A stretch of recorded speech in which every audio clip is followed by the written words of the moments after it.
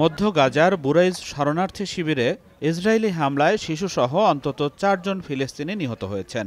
আহত হয়েছেন অনেকেই।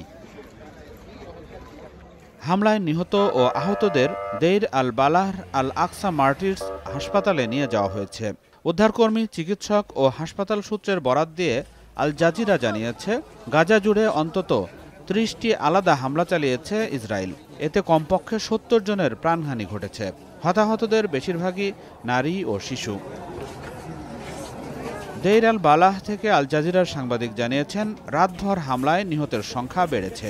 একটি পরিবারের ১৫ সদস্য ধ্বংসস্তূপে পরিণত হওয়া ৩তলা ভবনের নিচে চাপা পড়েছে।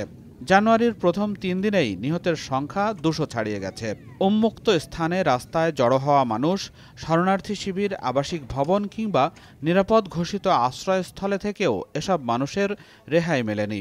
দখলদাররা পশ্চিম তীরেও হামলা ও নির্যাতন অব্যাহত রেখেছে। এদিকে গাজায় ইসরায়েলি গণহত্যার মধ্যেই নতুন সহায়তা প্যাকেজ ঘোষণা করেছে মার্কিন যুক্তরাষ্ট্র।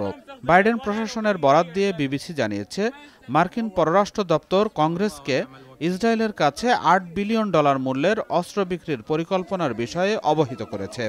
এই অস্ত্রের চালানের মধ্যে রয়েছে ক্ষেপণাস্ত্র, শেল এবং অন্যান্য যুদ্ধাস্ত্র। এই ঘোষণা এমন একটি সময়ে এসেছে যখন প্রেসিডেন্ট জো বাইডেনের মেয়াদ আছে মাত্র ২ সপ্তাহ। এর আগে বাইডেন প্রশাসন গাজা যুদ্ধে অসংখ্য বেসামরিক নাগরিক নিহত হওয়ার কারণে ইসরায়েলের প্রতি সামরিক সমর্থন স্থগিত করার আহ্বান প্রত্যাখ্যান করে। গত আগস্ট মাসে যুক্তরাষ্ট্র ইসরায়েলের কাছে $২০ বিলিয়ন যুদ্ধবিমান এবং অন্যান্য সামরিক সরঞ্জাম বিক্রির অনুমোদন দেয়। Desk report, first news Bangla.